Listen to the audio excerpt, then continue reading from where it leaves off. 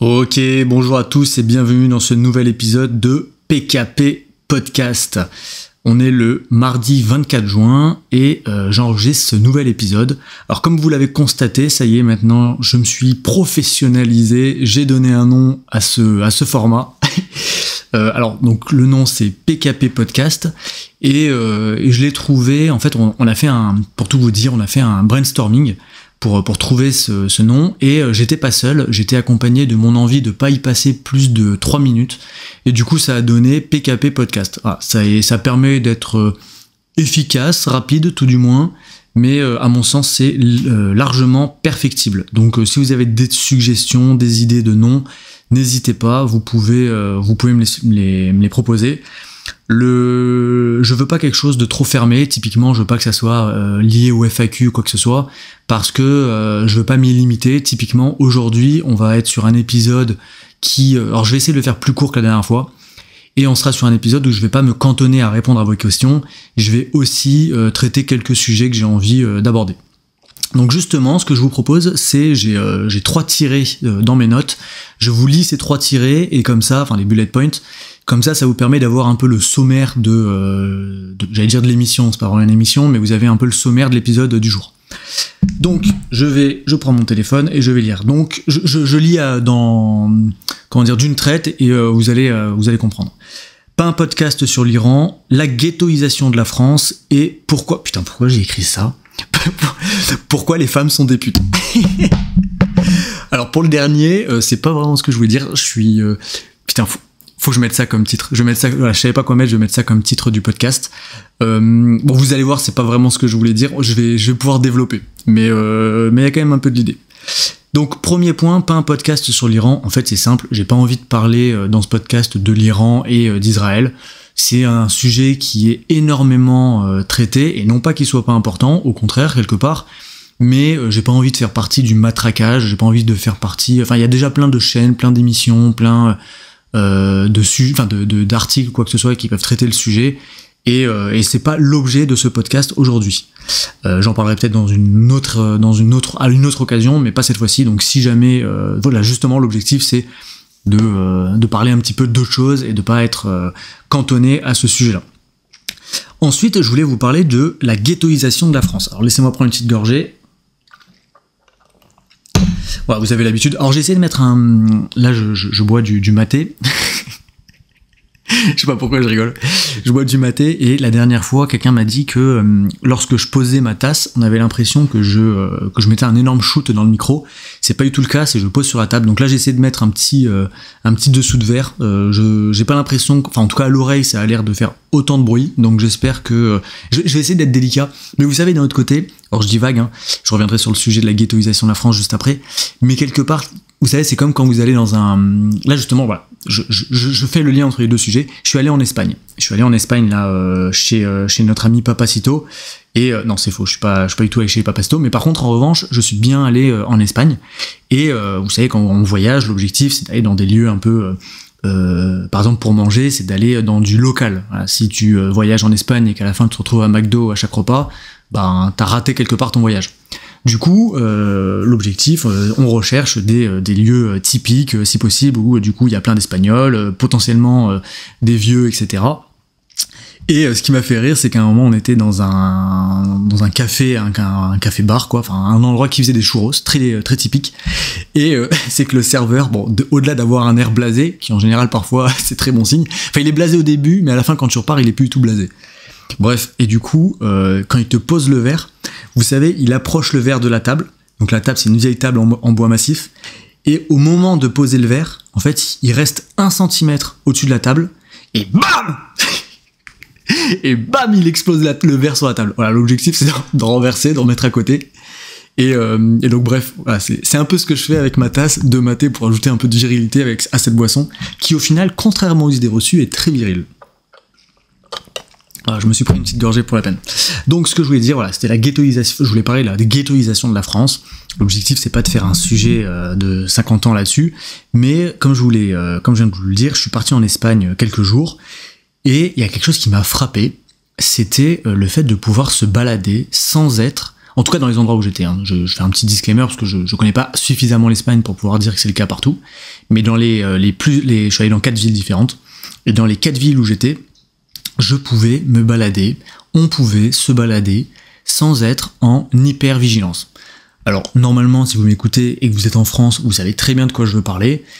Dans n'importe quelle grande ville, maintenant, en France, à partir d'une certaine heure, ou même, en fonction des villes, à partir de n'importe quelle heure de la journée, il y a certains endroits où, quand on se balade, on fait attention. On regarde autour de soi. Je veux pas dire qu'on toise les gens, parce que c'est pas du tout ça, mais on jauge, on juge, on regarde s'il y a des groupes, on regarde quel type de groupe. On fait toujours une petite analyse pour savoir si on est en sécurité, s'il faut réagir, s'il faut aller ailleurs, s'il faut peut-être bouger, accélérer le pas. Enfin, voilà, vous savez très bien de quoi je veux parler. Et c'est d'ailleurs assez insupportable. Enfin, je veux dire, vous allez dans, je sais pas, une grande ville de France, vous sortez à 23h, vous passez pas dans toutes les rues de la même façon. Alors forcément, si vous êtes une bande de potes et que vous êtes 10 mecs, il n'y a pas trop de problème en général.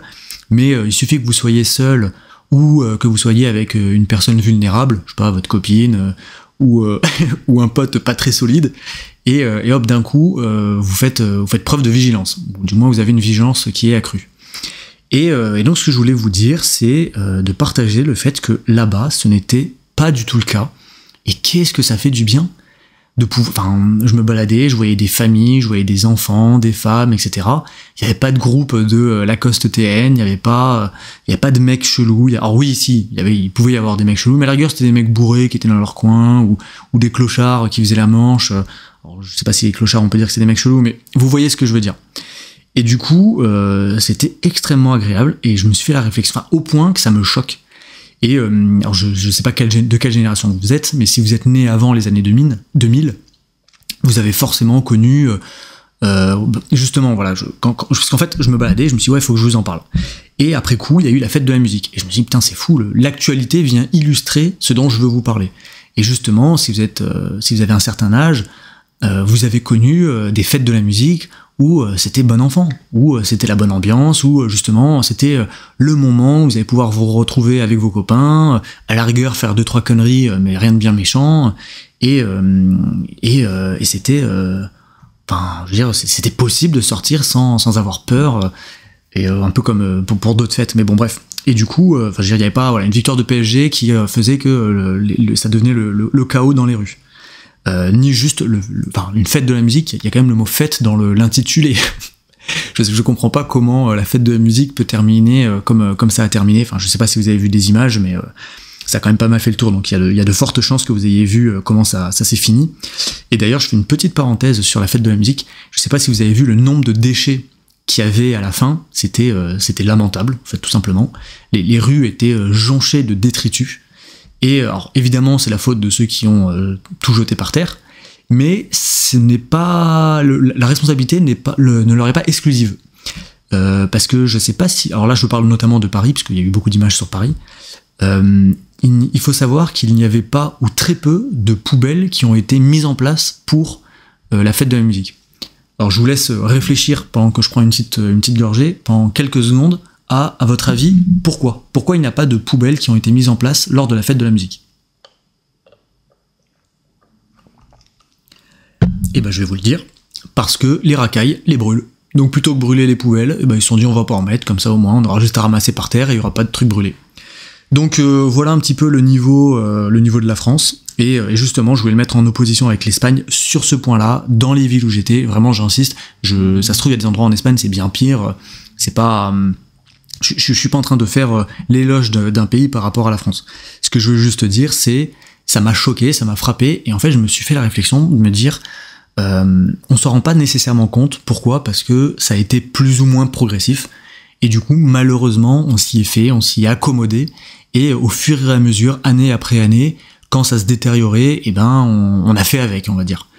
Mais sauf que dès que vous sortez un petit peu de ce schéma-là, donc en l'occurrence moi pendant quelques jours, ça vous frappe, et c'est pas la première fois que je voyage, hein, donc on peut dire que, enfin, je veux dire, c'est pas, j'ai jamais voyagé, là je voyage une première fois, ça y est, hop, surtout que je suis allé en Espagne, hein, c'est pas non plus très loin, mais ce que je veux dire, c'est que là, en ce moment, l'actualité le démontre tellement, on est tellement, on va dire, assailli de journées festives qui finissent en chaos, justement, que c'est choquant quand c'est pas le cas. Donc, parce que oui, je vous dis ça, mais là où j'étais en Espagne, il y avait des fêtes. Hein. Jeudi et vendredi, c'était des fêtes. Alors, il n'y a peut-être pas eu de merde aussi parce que c'était lié au fait que ce soit des fêtes notamment religieuses. Mais bon, voilà. Donc voilà un petit peu ce que j'avais à dire sur ce premier sujet. Je vous laisse vous faire votre propre avis et on passe au sujet suivant. Pourquoi les femmes sont des putes après une petite gorgée? Alors mon titre est pas du tout flatteur par rapport à ce que je veux développer. En fait, j'ai vu je sais plus si c'était une vidéo, enfin bref un contenu d'une femme qui ne comprenait pas pourquoi les hommes n'aimaient pas, ou plutôt pourquoi la société, parce que pas que les hommes d'ailleurs, les femmes aussi entre elles, hein, avaient comment formuler ça, avait une estime plus basse d'une femme avec un body count plus élevé. Alors pour ceux qui ne savent pas, le body count, c'est le nombre de partenaires sexuels qu'on a eu dans sa vie. Typiquement, si, alors en l'occurrence là c'est pour les femmes, si vous êtes une femme et que vous avez eu 5 partenaires sexuels, vous avez un body count de 5. Si vous en avez eu 100, vous avez un body count de 100. Si vous en avez... Bon, vous avez compris. Et du coup, à la rigueur, je peux comprendre qu'on soit pas d'accord avec les arguments, parce que par définition, quand il y a argument, il y a contre-argument, quand il y a thèse, il y a antithèse, etc. etc. Mais ne pas de là à ne pas... à croire qu'il n'y a pas d'argument derrière, je trouvais ça bizarre, et du coup je voulais un petit peu développer, parce que je me suis dit, si c'était le cas de cette femme, c'est peut-être le cas d'une part d'autres femmes, mais peut-être d'autres mecs, parce que mon audience est quand même principalement masculine, qui m'écoutent, parce que, en fait, vous avez, voilà. Le cerveau, il est là pour faire des raccourcis, on va pas se prendre la tête toujours avec les raisonnements, et du coup vous avez dans votre tête, quelque part, écrit, une femme avec un gros body count, c'est une pute. Mais vous savez pas trop pourquoi. Vous dites, oui, ok, si un jour on me pose des questions et je dois trouver des arguments, je sais que c'est le cas, mais je sais pas pourquoi. Et donc je vais en apporter 2, qui sont des pistes de réflexion, qui sont pas du tout, c'est pas une liste exhaustive, il y a d'autres arguments peut-être à apporter, ou de contre-arguments aussi à apporter, mais c'était juste voilà, pour mettre un petit peu un cadre et mettre des mots sur parfois des idées qu'on a. Donc la première, en fait, c'est lié au fait que les femmes, pendant très longtemps, ne pouvaient pas avoir un body count élevé. C'est-à-dire un nombre de partenaires sexuels dans leur vie énorme. Est-ce que vous savez pourquoi? Allez, hop, je prends une petite gorgée, comme ça vous laisse le temps de réfléchir à pourquoi. Qu'est-ce qu'il y a, dit avec d'autres mots, l'arrivée de quelle arrivée a fait que les femmes ont pu avoir un body count qui explose, ou du moins qui se développe? Je vous le dis, c'est la contraception. Et oui, c'est logique. Si avant... il n'y avait pas de contraception, par définition, le fait de coucher avec quelqu'un, le fait de s'offrir, c'était aussi potentiellement avoir un enfant. Et donc se lier avec la personne pour toujours, ou du moins pour toute la vie. Et du coup, les femmes y réfléchissaient à 2 fois. Parce que avoir un enfant avec un mec qui n'a pas une situation, qui est potentiellement un connard, qui n'a pas un patrimoine génétique intéressant, etc., etc., bon, on réfléchit, il n'y a pas de je t'ai rencontré dans un bar, je t'ai vu dans une appli de rencontre, ou quoi que ce soit, et on passe à la casserole, limite, je sais même pas comment tu t'appelles. Non, là, tu peux pas.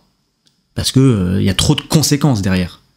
Mais aujourd'hui, on est dans une société où, à l'image de la sexualité, beaucoup de choses, beaucoup de conséquences disparaissent, et du coup, avoir un rapport sexuel n'a plus du tout les mêmes conséquences qu'avant.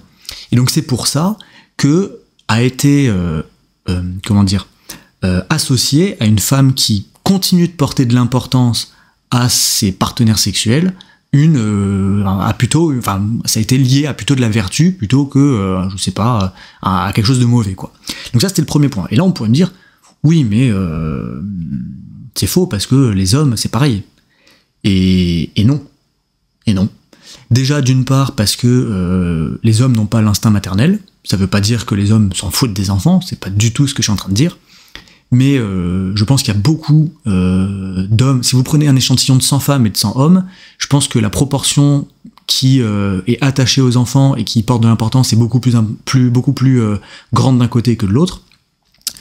Bon, là je vais faire mon connard parce que je vais prendre un exemple extrême pour illustrer quelque chose de général. Donc c'est au niveau de la démonstration, ça ne marche pas, mais c'est juste pour donner un exemple. Gengis Khan, qui a je sais pas combien d'héritiers, enfin qui a eu je sais pas combien d'enfants, il s'en foutait. Voilà, les abandonner et se dire vous vous démerdez avec, ça le dérangeait pas. Ça l'empêchait pas d'en faire un de plus le soir même, si vous voyez ce que je veux dire. Tandis qu'une femme, en général, abandonner son enfant, c'est plus compliqué. Et d'ailleurs, c'est tout à leur honneur. Parce que faut vraiment être un connard pour abandonner son enfant. Donc, c'est pas le sujet, c'est pas ça dont je veux parler. Mais ce que je veux dire, c'est que je pense qu'il y a beaucoup plus d'hommes qui ne prêtent pas d'attention ou qui s'en foutent en fait, et qui du coup, puis tout simplement parce qu'en fait ils ont pas l'impression de gérer, ils ont pas l'impression pour le coup d'avoir de conséquences. Parce que c'est pas eux qui vont avoir la grossesse, c'est pas, on va dire, c'est possible d'avoir un mec qui couche avec une fille le 1er janvier et qui 9 mois plus tard sera père mais ne le saura même pas, parce qu'en fait il a changé de continent, il a changé de pays, il était en vacances, il était ceci, il était cela. Par contre la bonne femme, elle le saura. Et elle va devoir assumer pour le coup. Donc déjà ça c'est la première différence entre les hommes et les femmes. Mais à la rigueur on pourrait dire c'est pas toujours vrai, etc., etc. Et je suis tout à fait d'accord, et j'ai presque envie de dire heureusement que tous les hommes ne sont pas comme ça. Je vais passer maintenant au dernier argument qui fait que qui différencie les hommes et les femmes, mais d'abord une petite gorgée. Ce que je veux dire comme différence entre les hommes et les femmes, c'est que l'accès au sexe n'est pas du tout symétrique. Pour une femme qui veut avoir accès au sexe, elle claque des doigts et ça marche. Elle sort dans la rue, elle arrête n'importe quel mec, et il y a 8 chances sur 10 pour que ça fonctionne. Elle installe une application de rencontre sur son téléphone, elle crée son profil. Dans la journée, elle va trouver des mecs. Il n'y a pas besoin de se poser des questions métaphysiques. Alors qu'à l'inverse, pour un homme, je prends l'homme moyen, hein, bien sûr, il y en a... Si vous êtes... Brad Pitt, par exemple, il se pose pas les mêmes questions. Mais à la rigueur, si vous m'écoutez, je pense pas que vous soyez des majorités de Brad Pitt. Et je dis pas ça pour vous insulter, c'est juste pour dire c'est un fait, la majorité des hommes n'ont pas... sont plus proches, alors je vais dire d'une misère sexuelle, c'est faux, j'espère. Mais ce que je veux dire, c'est que c'est beaucoup plus difficile pour un homme d'avoir accès au sexe que pour une femme. Et je parle pas de rapport tarifé, hein, je parle de relations entre deux personnes, entre guillemets, normales. Et du coup, par définition, si l'accès ne nécessite pas les mêmes efforts, par définition, le résultat n'implique pas les mêmes choses. C'est logique. Si vous avez d'une part un groupe de population qui pourra avoir accès au sexe, à juste à grosso modo le vouloir, c'est pas du tout la même chose que si vous êtes dans une autre partie de la population qui, pour avoir accès au sexe, a besoin de fournir des efforts. C'est logique. Donc, par définition, c'est normal que associer un body count élevé à un homme n'ait pas la même répercussion qu'associer un body count élevé à une femme. Là, c'est de la logique pure et dure. Mais par contre, là où je mets des limites, on peut pas non plus dire qu'un homme avec un body count élevé a nécessairement plein de qualités, plein de vertus, etc. C'est pas ça que je suis en train de dire. Mais je suis en train de dire, t'as deux situations initiales qui sont différentes, nécessairement, à la fin, on peut pas avoir les mêmes conclusions. Voilà. Bon, c'est un sujet qui pourrait, être développé bien plus en profondeur, et qui pourrait même peut-être en faire une vidéo. Mais je voulais juste avancer ces quelques points pour que vous puissiez vous-même avoir peut-être des mots sur certaines choses que vous aviez en tête, mais que vous saviez pas nécessairement verbaliser. Et c'est normal. Je veux dire, on passe pas notre temps à faire des dissertations sur tous les sujets.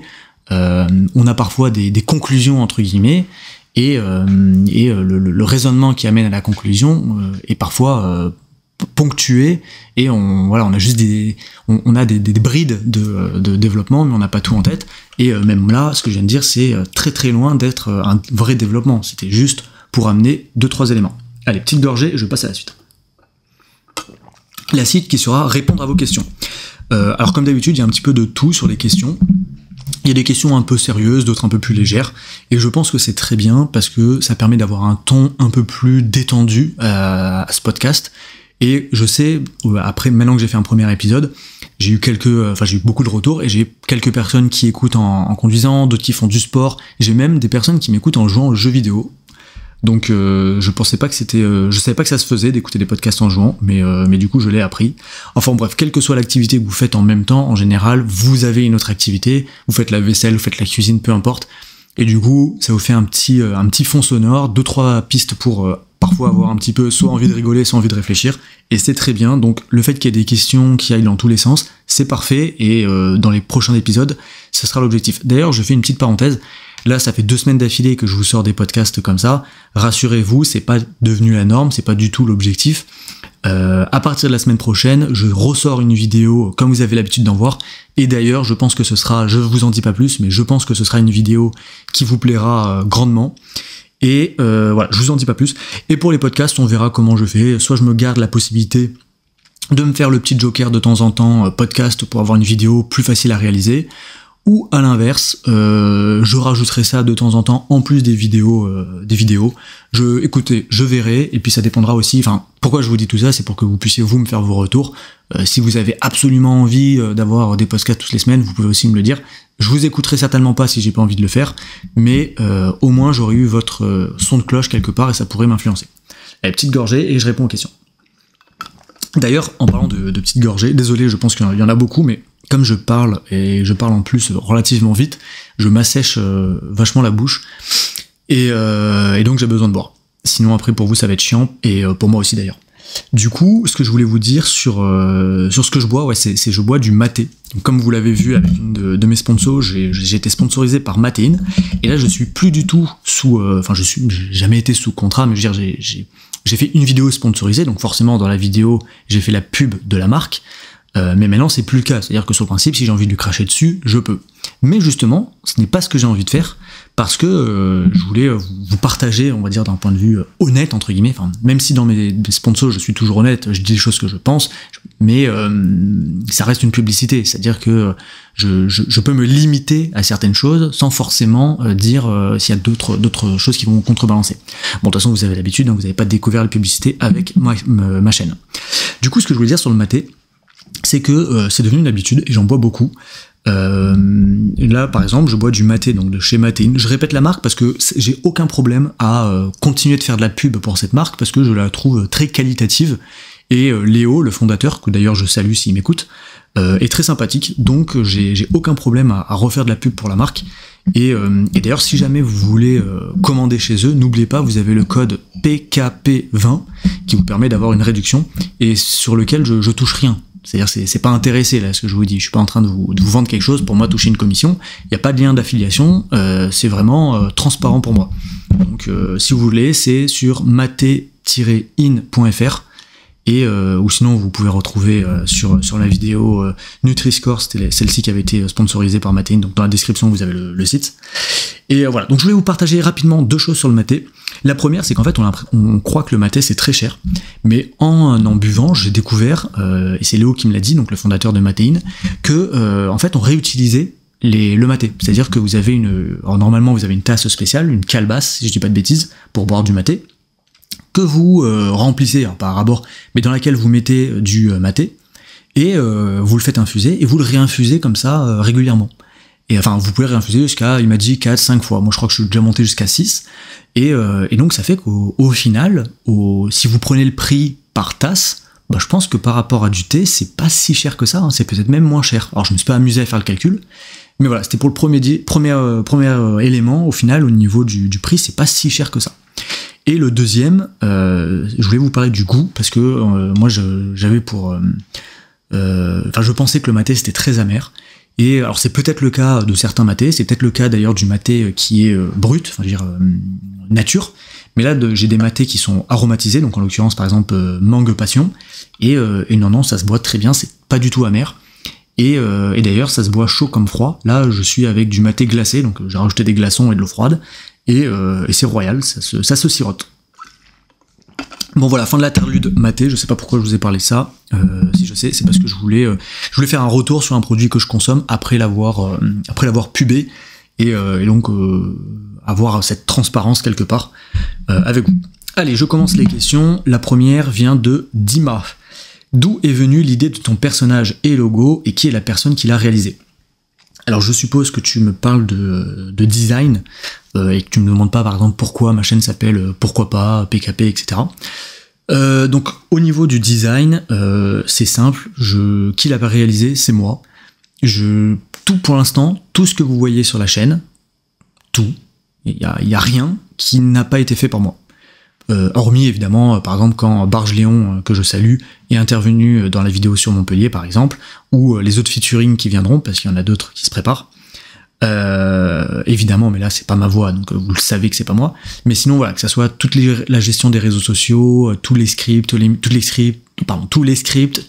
les miniatures, tous les montages, bref, tout, c'est moi qui le fais. Et je dis pas ça du tout pour m'en vanter, au contraire, bon déjà au-delà du fait que ce soit perfectible, c'est un premier point, mais c'est surtout que j'aimerais bien pouvoir délayer certaines choses. Alors je sais pas encore quoi, parce que par exemple le montage ça fait vraiment partie de l'ADN de la chaîne, le script évidemment c'est impossible à déléguer, l'enregistrement de la voix off non plus, mais voilà, il y a peut-être des choses comme les miniatures, les titres, parce que vous savez pas, hein, mais tout ça demande énormément de travail, enfin vous le savez peut-être, mais j'ai rien que... Parce qu'en fait ça sert à rien de faire une super vidéo pour qu'à la fin le titre et la miniature soient pourris, parce que les gens vont tout simplement pas cliquer dessus. C'est aussi bête que ça, hein. Donc en fait vous faites tout le travail, faites tout le travail de recherche, tout le travail de script, tout le travail de montage, vous avez des jours et des jours de travail dessus, et à la fin, vous en avez marre, donc vous mettez un titre à la con, vous en avez marre, du coup vous faites une miniature vite fait, et votre vidéo bide totalement, alors qu'elle avait une plus-value énorme, et que les gens qui la regardent adorent, mais puisque les gens partagent pas, et je vous lance pas la pierre, hein, parce que je sais bien qu'on peut pas tout le temps tout partager, les gens partagent pas et donc l'algorithme, voilà, même s'il y a un taux de like qui est très important, si vous regardez mes vidéos, les taux de like ils sont monstrueux, hein. J'ai des vidéos à 99% de like, 98%, alors que j'ai quand même un personnage qui est très provocateur mais juste, si vous voulez tout savoir. Mais du coup, malgré tout, c'est quand même, c'est des vidéos qui sont, malgré qu'elles soient clivantes quelque part, et ben elle fonctionne vachement, et l'algorithme ça ne lui suffit pas, quoi. Donc ce que je veux dire, c'est que ça sert à rien que les vidéos soient affichées pour que les gens cliquent pas dessus. Donc voilà un petit peu pour te répondre, c'est moi qui ai tout fait. D'où m'est venue l'idée, en fait j'ai voulu créer ma chaîne, je voulais qu'elle s'appelle Pourquoi pas. J'ai rajouté PKP pour pouvoir pour avoir une sorte de diminutif, et petit à petit j'en suis arrivé à designer, à faire mon logo, et derrière mon personnage. Le personnage, pour tout vous dire, c'est le hussard qui à un moment m'avait dit, le hussard que je salue également, qui m'avait dit ce serait bien que tu aies un avatar pour que les gens puissent te représenter quelque part au-delà de ton logo, et où j'ai mis un peu de temps, mais j'ai fini par le faire. C'est pas parfait, c'est encore une fois quelque chose que j'aimerais bien améliorer, mais ça prend beaucoup de temps, et je peux pas mettre du temps et de l'énergie sur tous les projets. J'ai d'ailleurs d'autres choses qui arrivent par la suite, je veux pas vous spoiler, mais d'ici 2 mois maximum, peut-être, j'ai pris un peu large, donc j'espère que ça sera avant, vous aurez des petites surprises, et pareil, ce sera moi qui aurai tout fait de A à Z. Donc voilà, je vous en dis pas plus, mais voilà pour répondre à ta question, Dima. Donc je passe à la question suivante, de Théo Champvallon. Que penses-tu du métier de gendarme aujourd'hui? Est-ce, selon toi, une voie professionnelle encore pertinente? Alors laisse-moi boire un coup. Alors c'est une question... J'ai beaucoup de respect pour les gendarmes. C'est un métier de vocation, hein, c'est pas un métier qu'on fait par hasard. Mais je vais quand même émettre plein de réserves. La première, alors ce sera pas nécessairement dans l'ordre, mais la première, c'est que quand t'es gendarme, t'es militaire. Et je pense que la grande époque de l'armée, et non pas la grande armée pour ceux qui ont la ref, est derrière nous, ou en tout cas n'est pas actuelle.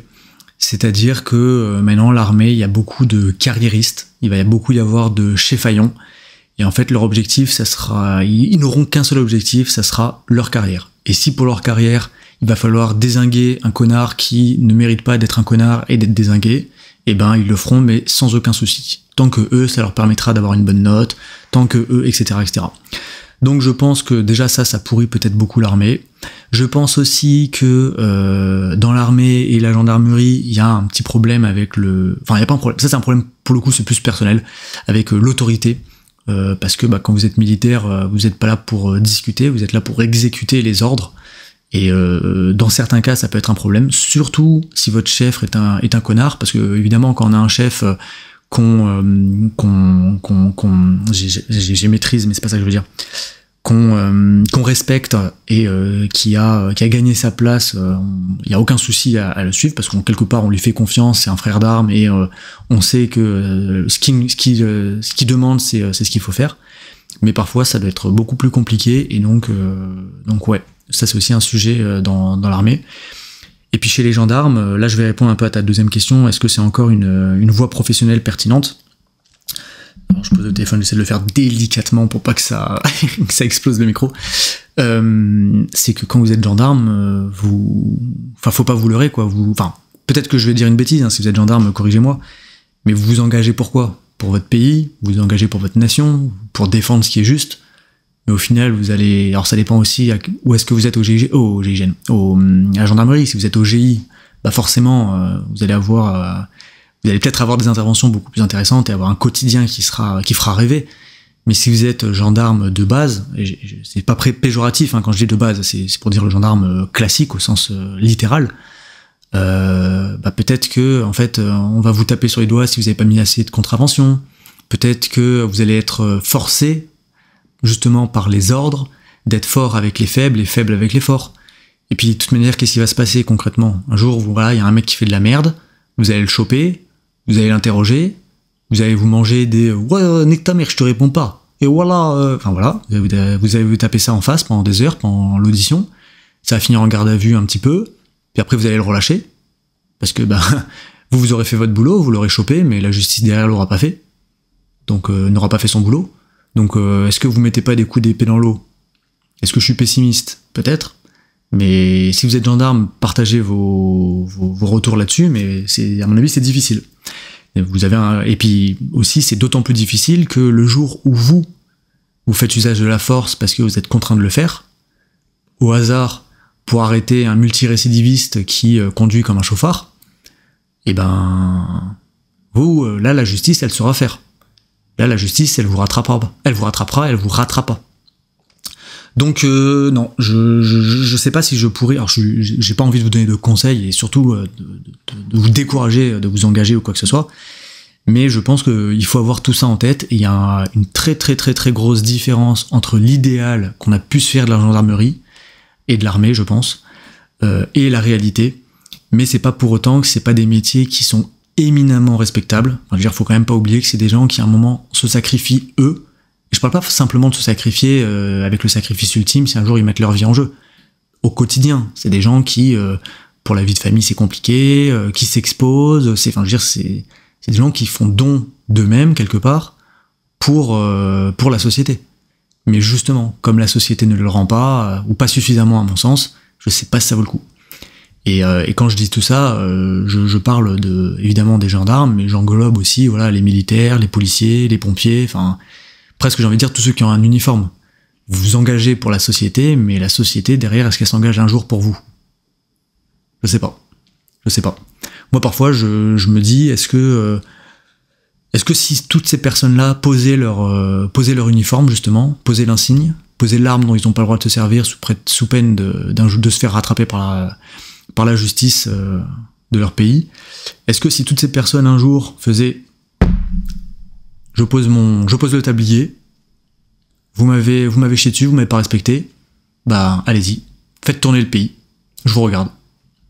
Parce que je suis désolé, là je vais dire quelque chose qui malheureusement, on va dire est contre ces personnes-là, mais quelque part vous collaborez, vous faites en sorte que le système tienne. Quand vous avez un gauchiste qui passe son temps à chier sur son pays, à chier sur l'armée, à chier sur les militaires, à chier sur la police, à chier sur la gendarmerie, malheureusement oui et non, mais le jour où il aura besoin, le jour où il se fera agresser dans la rue, le jour où il se fera cambrioler, le jour où il vous appellera, vous serez là. Et quelque part, c'est très bien, et c'est quelque part tout à votre honneur, mais en pratique, peut-être que sans vous, il y aurait plus de conséquences parfois. Parce qu'il y a des gens qui font en sorte qu'on soit dans un pays de merde, mais eux ne subissent pas le fait d'être dans un pays de merde. Parce que eux, ils sont dans des quartiers qui sont privilégiés, parce que ils mettent bien leurs enfants dans des endroits où il n'y a pas de problème, etc., etc. Et par contre, vous, le reste de la population, vous subissez comme des merdes, Et vous subissez le fait que typiquement la police, la gendarmerie, à force de leur chier dessus, ils ont plus de moyens, ils ont plus d'effectifs, etc., etc. Donc voilà pour te répondre à cette question. Désolé, j'ai peut-être mis un peu le bad, mais c'est des professions que je respecte beaucoup. Allez, question suivante. Quelle serait selon toi la solution la plus simple et la plus efficace à mettre en place pour redonner du pouvoir d'achat à la population ? Alors je vais résumer ça en une phrase et ensuite petite gorgée. Il faut rendre aux actifs le fruit de leur travail.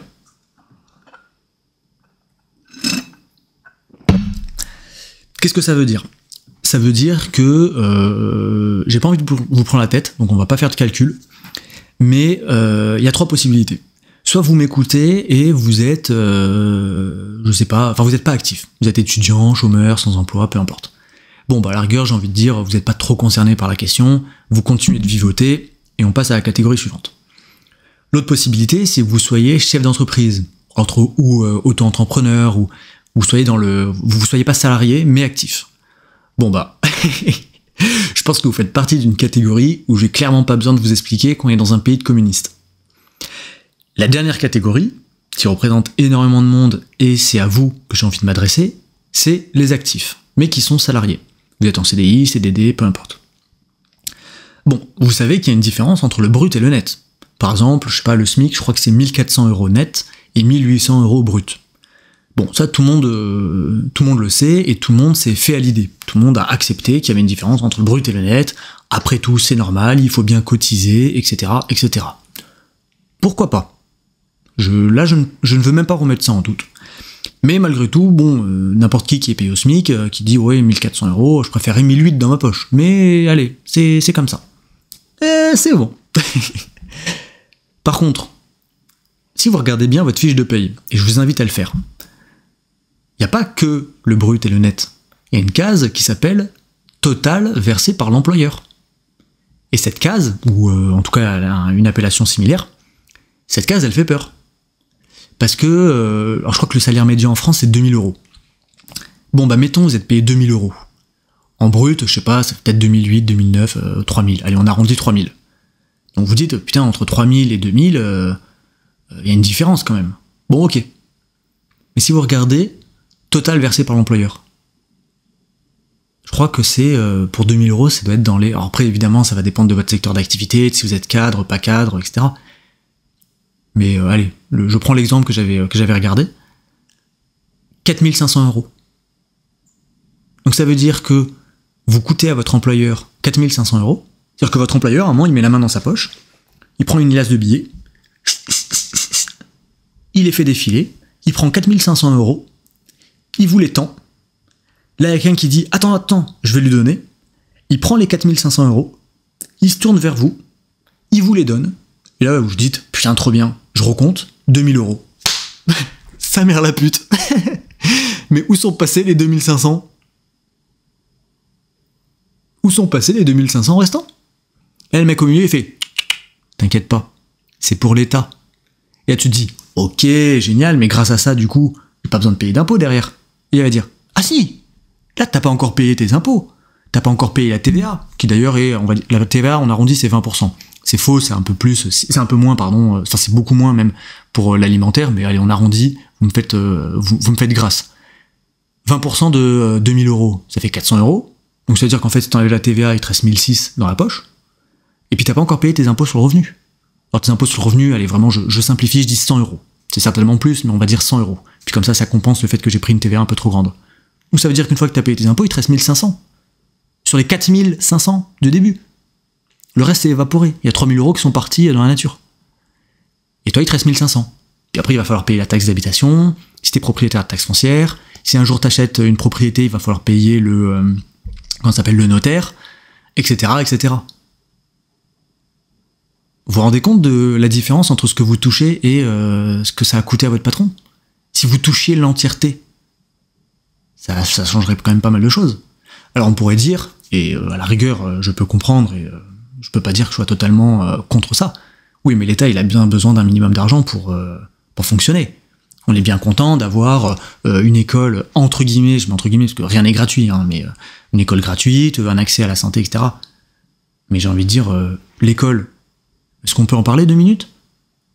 C'est gratuit, d'accord, mais à 18 ans, ne pas avoir payé pour ne pas savoir lire, pas savoir écrire, pas savoir compter, pas savoir raisonner, bah ok, grand bien, enfin, heureusement que j'ai pas payé. Et encore, finalement j'ai payé, mais indirectement. La santé. Alors, bon, au-delà du fait que pour aller à l'hôpital, il faut attendre je sais pas combien d'heures, pour avoir rendez-vous chez le médecin, il faut attendre je sais pas combien de jours, pour avoir rendez-vous chez un spécialiste, je sais pas combien de semaines, voire mois, au-delà de ça, l'argument que certains adorent dire, c'est oui, la carte vitale. Bah déjà, la carte vitale, vous êtes déjà allé chez le médecin. La carte vitale, elle rembourse pas tout. Hein. T'as déjà eu, je sais pas, une fracture. T'as déjà fait un IRM, t'as déjà fait une radio. T'as déjà eu des bagues. Vous croyez que c'est la carte vitale qui a remboursé vos bagues quand vous étiez plus jeune? C'était la mutuelle, hein. La mutuelle, vous la payez en plus de la carte vitale. Donc cet argument, pour moi, il marche pas. Ensuite, qu'est-ce qu'on peut dire de plus? Les transports, les routes, les machins. Alors les routes, à la rigueur, pourquoi pas? En même temps, les autoroutes sont privatisées, donc j'ai envie de dire, ça m'étonne pas qu'elles soient plus ou moins bien tenues. Mais les transports, vous avez déjà essayé de traverser la France en train, par exemple? Ah putain, si vous êtes militaire, justement, vous avez des réductions, mais sinon, faut avoir de l'argent. Hein. Donc, bref, ce que je veux dire par là, c'est qu'en fait, il y a énormément d'argent qui est prélevé pour subvenir aux besoins de l'État, mais en retour, vous avez quasiment rien. Je veux dire, voilà, je donnais un autre exemple, c'est comme la retraite. La retraite, je crois que c'est entre 25 et 30% du salaire brut. Donc pas du super brut, hein, mais du brut. Donc par exemple, pour ce que je disais tout à l'heure, c'était 3 000 € brut. Bon, donc la retraite, c'est 25%, ça fait 750 €. Donc imaginez, là, demain, je vous dis, vous êtes payé 750 € de plus tous les mois parce que vous n'avez plus besoin de cotiser pour votre retraite. Alors évidemment, il y en a qui vont faire de la merde. Il y en a qui vont flamber ça dans des voitures, dans des conneries, dans des putes, que sais-je. Il y en a d'autres qui vont dire, ok, je me constitue moi ma retraite. J'investis, je mets de côté, je me crée un capital, etc., etc. À la rigueur, je suis pas là pour vous donner les solutions, je suis là pour vous dire, il y aurait une responsabilité un petit peu.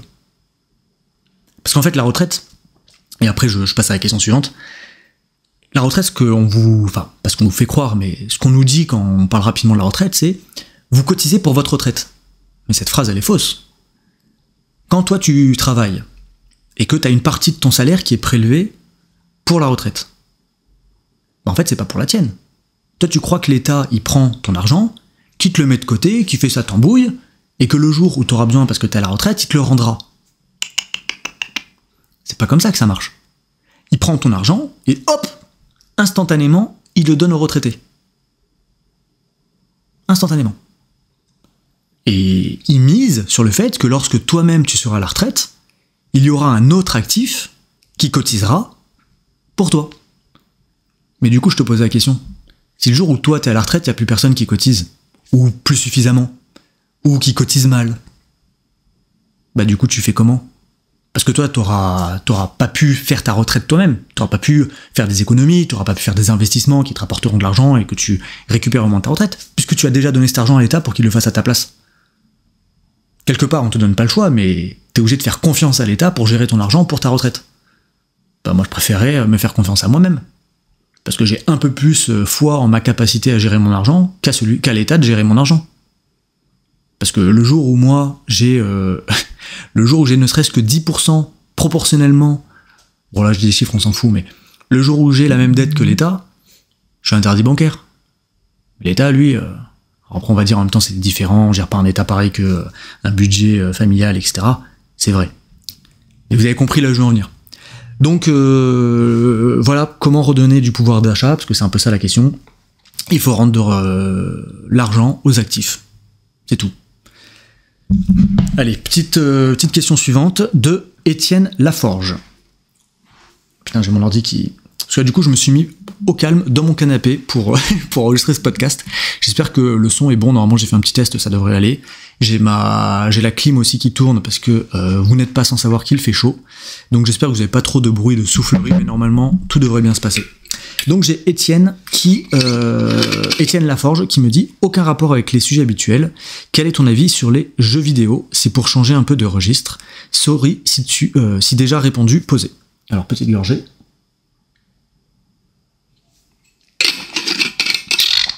J'ai plus de maté, je passe à la gourde. Non, c'est une très bonne question. Enfin, c'est une très bonne question. C'est pas du tout un problème de poser des questions différentes. Comme je l'ai déjà dit, c'est même très bien. Ça permet un peu d'être plus ou moins léger. Enfin voilà, une fois qu'on a parlé de retraite, c'est bien d'avoir un peu des sujets plus pas futiles, mais plus légers. Quel est mon avis sur les jeux vidéo? Comment dire? Là en ce moment, je joue plus du tout parce que j'ai pas le temps. Sinon, j'ai joué à des jeux. Je sais pas si on peut dire que je suis un geek. Par définition, j'ai envie de dire que non, parce que j'ai pas suffisamment joué, parce que sinon je jouerais encore. Mais j'ai eu des périodes, où j'aimais beaucoup jouer, comme tout le monde, je pense. Je vais pas vous faire l'affront de vous dire c'est bien, mais faut pas en abuser, parce que je pense que vous le savez. Qu'est-ce que je peux vous dire? Je sais pas, ce qui pourrait vous intéresser, c'est à quel jeu j'ai joué. Ça dépend. Quand je joue, en fait, j'aime pas trop jouer seul. Je trouve ça un peu nul, sauf des cas exceptionnels, comme par exemple Red Dead Redemption. C'est d'ailleurs un de mes jeux de top tier. Enfin, je veux dire, il est sur mon podium de jeux préférés et il est pas 3e à mon avis. Donc, si vous n'y avez pas joué, par exemple, je peux que vous le conseiller. J'avais joué au 1 à l'époque et j'ai joué au 2 quand il était sorti.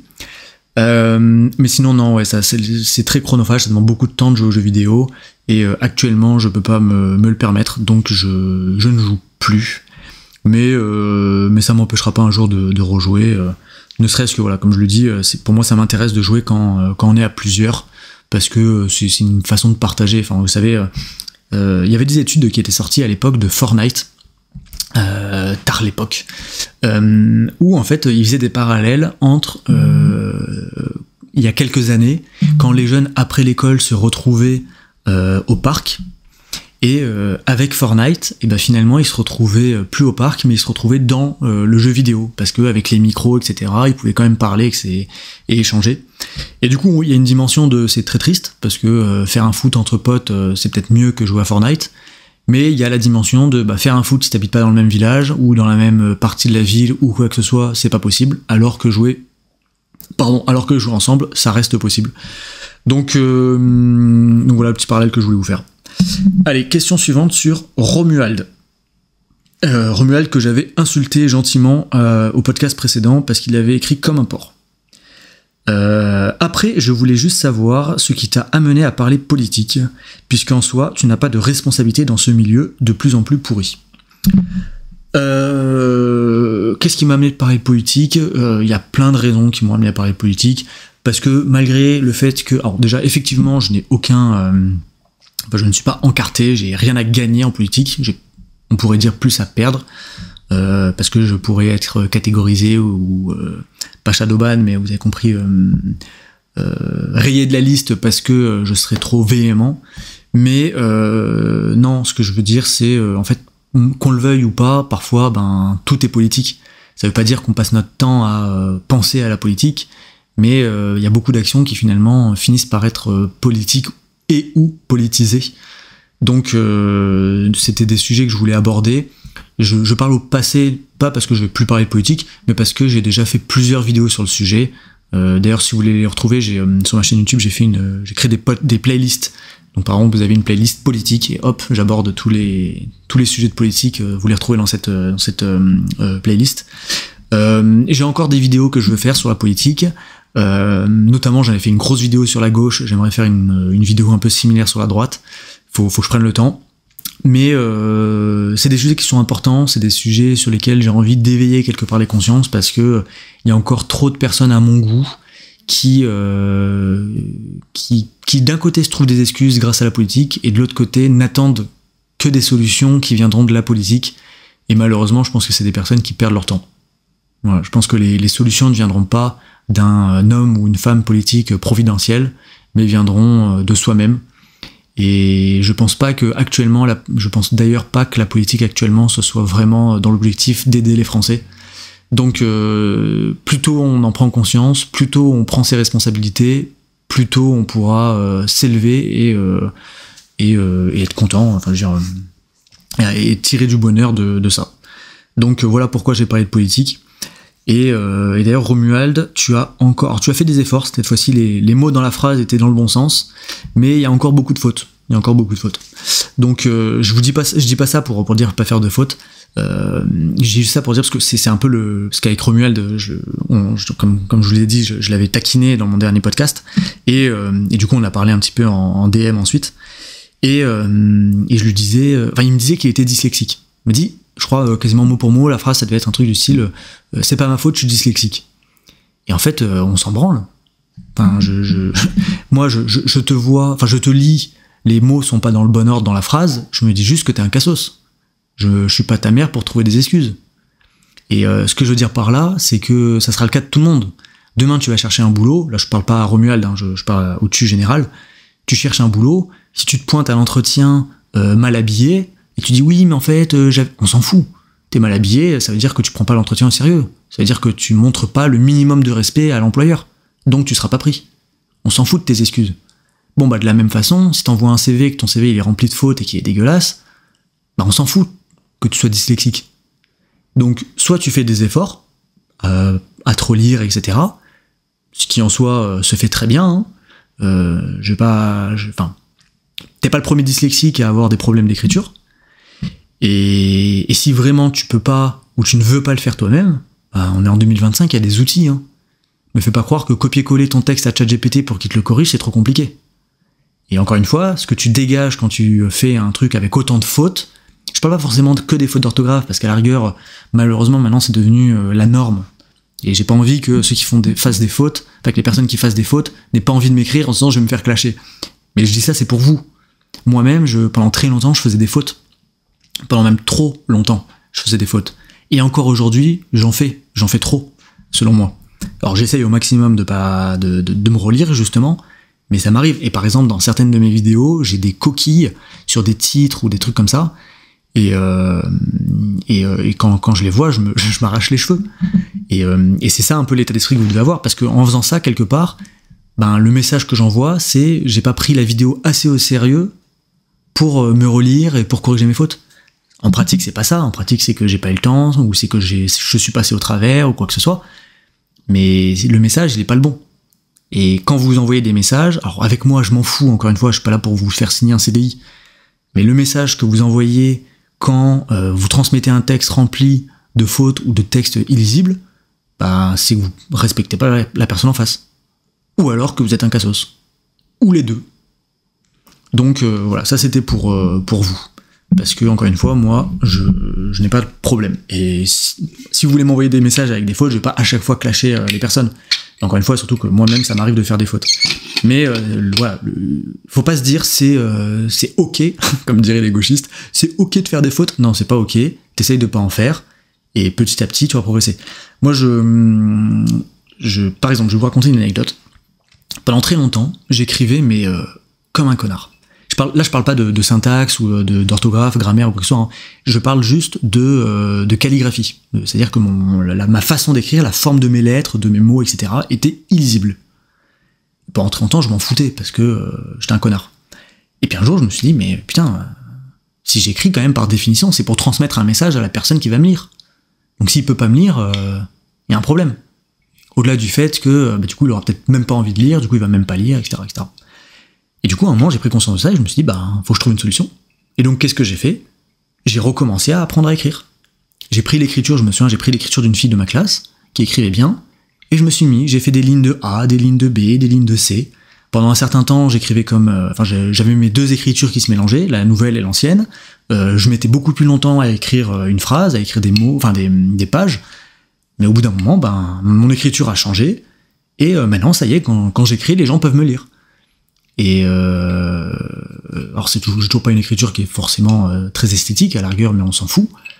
Mais c'est juste pour vous dire, à un moment faut arrêter de se trouver des excuses de oui voilà j'ai appris à écrire, j'écrivais mal. Non, on s'en fout. Tu fais comme tout le monde en fait, t'écris bien, sinon t'écris pas. Bref, voilà, ça c'était pour ce sujet. Question suivante. Alors attendez, je me mets face au micro parce que j'ai peur qu'en me penchant sur le téléphone, le son soit un moment. Yeb, quel est ton avis sur les influenceurs de droite, Raptor, Papacito, Rochdi, etc. et du discours qu'ils tiennent ? Alors je bois un coup et je réponds à la question.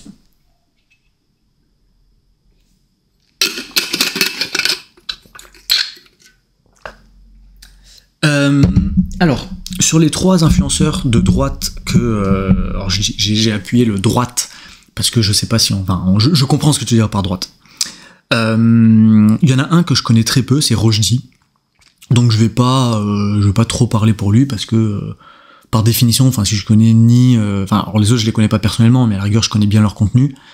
Donc Rochdi, voilà, et le etc. Je sais pas trop de qui tu veux parler, donc je vais pas non plus aller sur d'autres personnes.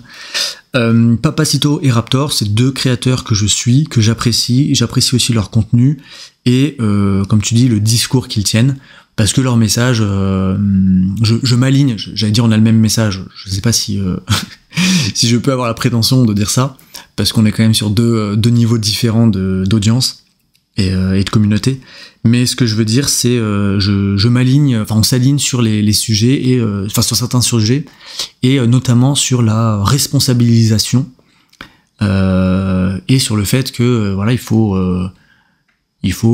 arrêter de se trouver tout le temps des excuses, etc.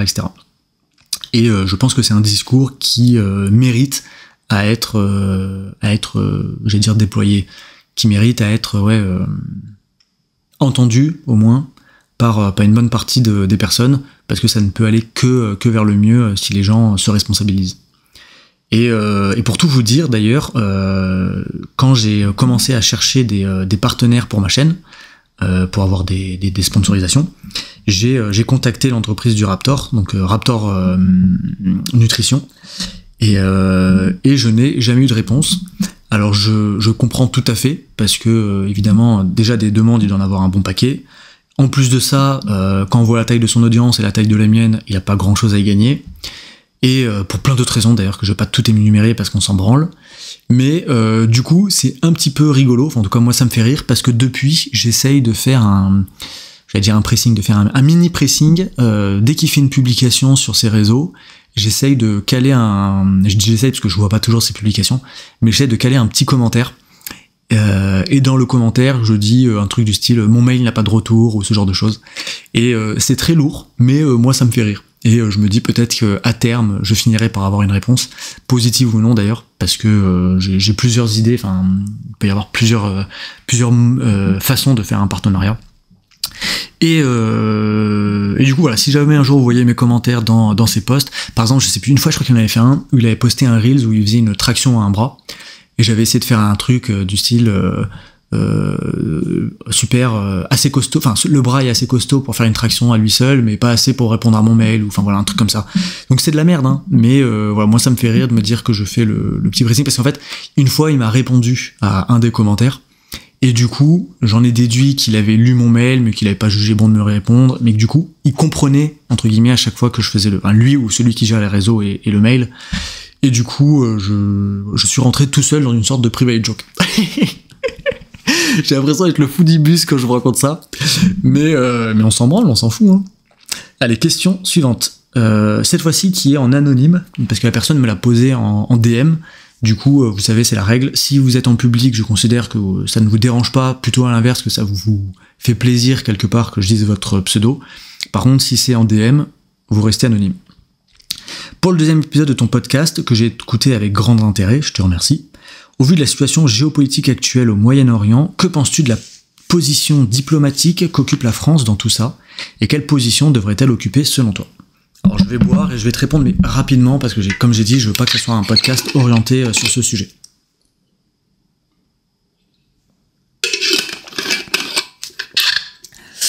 Je pense que la France... En fait, la situation politique de la France, tout le monde s'en fout. Ça paraît violent ce que je dis, mais je crois pas que... là, on est à quelques jours après que les États-Unis soient allés bombarder l'Iran. Je crois pas que Trump, il ait tenu Macron au courant. Tout comme il a pas tenu au courant le président, je sais pas, du Zimbabwe et du Congo. Mais je pense que c'est à peu près ça, hein, le poids politique français sur ce conflit. Bon, voilà quoi. Enfin, je veux pas en parler pendant 20 ans, puis peut-être qu'il y a des choses que je ne sais pas, parce que c'est classé secret défense ou quoi que ce soit. Mais je crois que la France, elle a pas trop son mot à dire, en fait. Hein. Elle est pile poil à sa place, c'est-à-dire personne la calcule. Quand c'est pour l'Ukraine et qu'il y avait des milliards à demander, là oui, on a su toquer chez les Français. Mais là non. Hein. Et on pourrait dire oui, mais en même temps, l'Ukraine, c'est plus proche, là c'est plus loin, donc c'est normal qu'on soit... Je crois que les États-Unis sont plus proches de l'Iran que nous on l'est. crois pas, hein. Donc non, je pense qu'en fait tout le monde s'en fout de la position politique française, et quelque part ça en dit long sur l'état du pays. Quand c'est pour avoir des subventions pour financer un pays, on pourrait dire oui, mais en même temps l'Ukraine, voilà, si c'est Poutine, il va d'abord commencer par l'Ukraine, puis après il va continuer, etc. Alors d'une part, pour l'instant rien ne nous le disait, rien ne nous empêchait de réagir une fois qu'il continuait et qu'il dépassait vraiment la limite, par exemple qu'il commençait à attaquer un membre de l'État, de l'UE. Et alors je dis pas que c'est ce qu'il faudrait faire, hein, pas du tout. Hein. Mais ce que je veux dire, c'est non, là sur la France, l'état de la France sur le conflit Iran-Israël, je sais pas si les deux pays principaux concernés en ont quelque chose à foutre, et le reste du monde, je crois, non plus. Hein. Donc voilà. Allez, question suivante pour continuer. Édouard Marquet. Quelles sont tes lourdes références filmiques à part The Dark Knight? Alors tu vois, tout à l'heure je vous disais, le fait d'écrire avec des fautes, ça vous fait passer automatiquement pour un cassos ou pour quelqu'un qui ne respecte pas son interlocuteur. Bah là par exemple, ce commentaire n'a déjà d'une part pas de faute, en tout cas j'en ai pas vu en le lisant, mais en plus de ça, il a rajouté un petit détail à son commentaire. Il aurait pu juste me dire quelles sont tes lourdes références filmiques. Non, il a rajouté à part The Dark Knight. Et du coup, qu'est-ce que ça veut dire? Ça veut dire qu'il a déjà vu ma chaîne, donc il suit un minimum mon contenu, et qu'il a déjà vu ma vidéo sur Batman. Ça veut dire quoi? Ça veut dire qu'en fait, juste en écrivant son message un peu plus intelligemment que le message de base, eh ben, il me transmet le fait que en fait, c'est quelqu'un qui suit la chaîne depuis un petit moment, etc., etc. Et ça change rien. Là, je m'en fous. Je suis pas en train de dire je veux des abonnés qui suivent toutes mes vidéos. C'est pas du tout ça le sujet. C'est juste pour vous dire, parfois vous avez l'impression qu'écrire de telle ou telle façon n'a aucune incidence, alors qu'en fait, ça transmet des messages. Là, moi, je lis ce commentaire, je me dis, parce que c'est quelqu'un, par exemple, avec qui j'ai jamais échangé. Il y en a d'autres, j'ai déjà échangé par DM, où je vois qu'il y commente depuis longtemps, etc. Donc, de mémoire, je sais que vous êtes des mecs qui suivent de longue date. À la rigueur, on pourrait dire ça change rien. C'est vrai. Mais je le reconnais. Alors que là, c'est quelqu'un que, en tout cas, sauf erreur de ma part, avec qui je n'ai jamais échangé, mais le fait qu'il donne ce petit élément, hop, je le classe dans les mecs de mon audience qui sont un peu plus assidus quelque part. Bon bref, vous avez compris. Donc quelles sont mes lourdes références filmiques à part The Dark Knight? Alors c'est vrai que les Batman, la trilogie des Batman est une base un petit peu pour moi. J'ai pas énormément de films, je suis pas un énorme cinéphile. Pour tout vous dire, en fait, ça demande beaucoup de temps, et du coup, c'est un peu comme les jeux vidéo, je me l'octroie pas. Je déteste en plus beaucoup de films. C'est-à-dire que quand je commence un film, souvent comme les mecs, pour faire le parallèle avec les jeux vidéo, comme les mecs qui rage-quittent les parties parce que ils perdent, bah moi je rage-quitte le film parce que je trouve que c'est de la merde. Donc ce qui limite grandement, mais si on devait compter les films que j'ai commencé et les films que j'ai finis, il y a une bonne différence.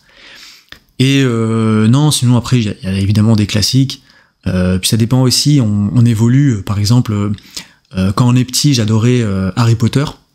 Je parle de ça parce qu'on fait souvent le parallèle d'Harry Potter et du Seigneur des Anneaux, parce que les deux sont sortis plus ou moins en même temps, enfin, du moins les premiers, et du moins de la même époque, et du coup on pourrait dire oui, les enfants Harry Potter, les hommes Seigneur des Anneaux, et c'est pas totalement faux. Enfin je veux dire, Harry Potter par exemple, c'est vrai qu'il y avait une ambiance, en plus le premier il se passe à un moment, il y a Noël, etc., c'est très, quand on est enfant on adore, mais putain, alors déjà je me souviens quand il sortait à l'époque, à un moment, je sais plus, peut-être le 4 ou le 5, enfin je me disais ok là ça part en couille, ça devient vraiment de la merde, et il y a, allez, j'allais dire il y a pas si longtemps, mais il y a peut-être 5 ans, ou enfin je sais plus, mais une fois je les avais revus, et je m'étais dit waouh alors qu'il y a d'autres films, comme par exemple, je retombe sur mes pattes, Le Seigneur des Anneaux, et ben c'est des films que je peux voir, revoir et revoir. Donc voilà, pour vous donner un petit peu quelques références autres que la trilogie de Nolan. En réalité, toute la filmographie de Nolan, sauf peut-être des exceptions, je l'aime bien. Tenet, par exemple, que j'ai bien aimé dernièrement. Oppenheimer, que j'ai un peu moins aimé. Mais bon, bref. Voilà, pour donner quelques titres de films. Il y a quelques séries aussi, je suis pas non plus énormément un expert des séries. Mais il y en a certaines que j'avais bien aimées. Je peux vous citer une qui est pas très connue, si vous voulez la regarder. Alors je vais la prononcer à la française, c'est Altered Carbon. La saison 1 est vraiment pour moi excellente. C'est en gros, pour faire le pitch très très rapide, c'est le fait qu'on puisse, toute notre conscience, notre cerveau, etc. est enregistré dans une puce, et du coup on peut changer de corps, mais garder notre puce. Et ce qui fait qu'en fait les personnes qui ont énormément d'argent arrivent à cloner leur propre corps, et du coup deviennent immortels, parce que le jour où leur corps meurt, et ben ils reprennent une nouvelle enveloppe, un nouveau corps, et du coup il y a une différence entre les riches qui sont immortels et les pauvres qui vivent dans un corps qui parfois n'est même pas le leur, parce que ils ont été réenveloppés, etc. Enfin bref, c'est très intéressant, il y a une enquête dessus, le personnage principal est très charismatique selon moi, et donc je peux vous conseiller au moins la saison 1 sans... Vous pouvez y aller les yeux fermés. Allez, dernière question, et ensuite on va s'arrêter pour cet épisode. Donc question de Lénou Léni. Alors attendez, je me redresse pour être bien face au micro. C'est pas forcément une question, mais je me dis que quand tu auras une communauté plus grande, faire ce format en live où tout le monde peut débattre des sujets et rigoler en même temps serait ultra instructif et fort sympathique. Allez, petite gorgée, je te réponds.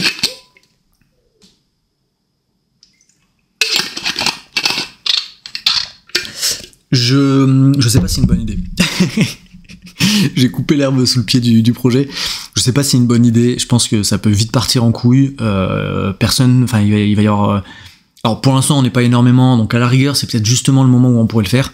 Mais après, ça peut vite devenir la cacophonie, des gens qui s'écoutent pas, des machins, de bordel. Je sais pas.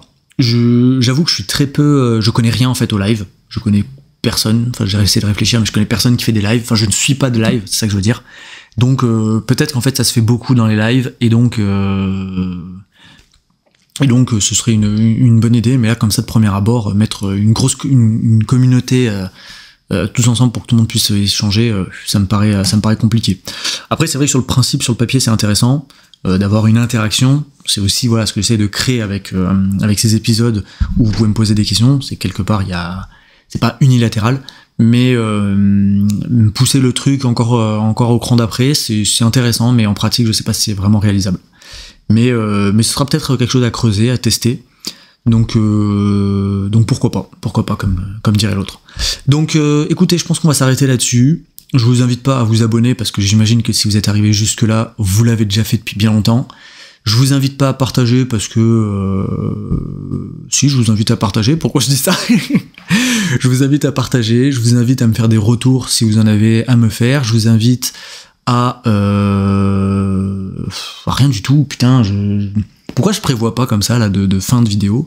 En fait, non, je sais pourquoi. C'est parce que comme j'ai prévu de finir ma vidéo, ça y est, là dans mon esprit, je suis en train de passer à la suite, et donc je réfléchis plus à ce que je vous dis, je suis en train de réfléchir à ce que je vais faire juste après. Et de toute manière, normalement, pour avoir suivi un petit peu les courbes d'audience, de rétention, à partir du moment où je commence à dire un truc qui signifie que la vidéo va s'arrêter, hop, ça chute. Parce qu'en fait, et c'est pas étonnant, la plupart d'entre vous quittez dès que vous entendez « Merci d'avoir regardé cette vidéo » ou un truc comme ça, parce que la suite, vous y êtes habitué, vous savez que ça va être liké, machin, etc. Et du coup, vous en branlez parce que vous l'avez déjà entendu 1000 fois. Donc, merci à vous de m'avoir écouté, à la prochaine, et d'ici là, pourquoi pas.